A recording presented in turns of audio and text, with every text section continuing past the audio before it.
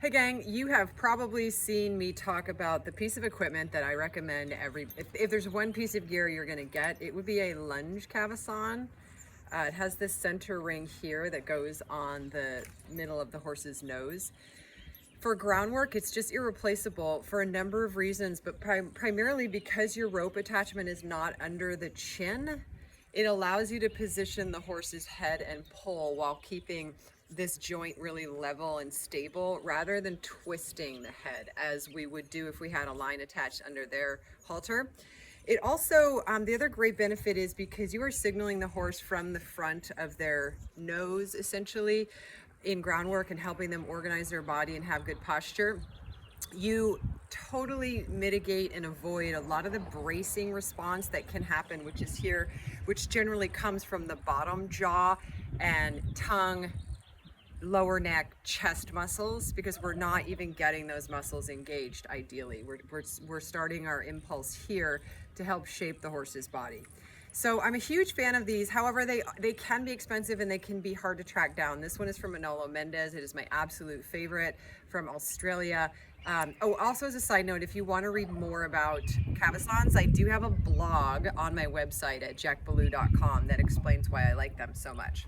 So if you're not able to get your hands on an actual Cavesson, I have a very easy solution for many of you.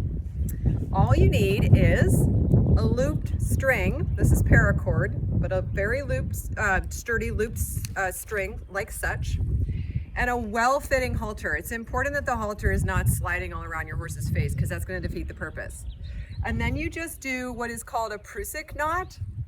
But basically you just loop this through, hopefully you can see this, through itself twice. So I'm trying to do this so you can see it. So I've gone one loop like such. I'm going to come around again right there in the middle, and now I've got myself a little attachment for my rope or my long line, whatever I'm going to use. And this serves as a makeshift Cavesson, sometimes called a Cowboy Cavesson. I think Corazon's gone to sleep on us here. But you can see from the side how this allows me to lengthen his spine and get lateral pole flexion without any twisting in the head. So again, you can make one of these for just a couple cents. It's in a pinch, or if you don't think you're going to use the Cavesson a lot, only sometimes, this is a great solution and really affordable.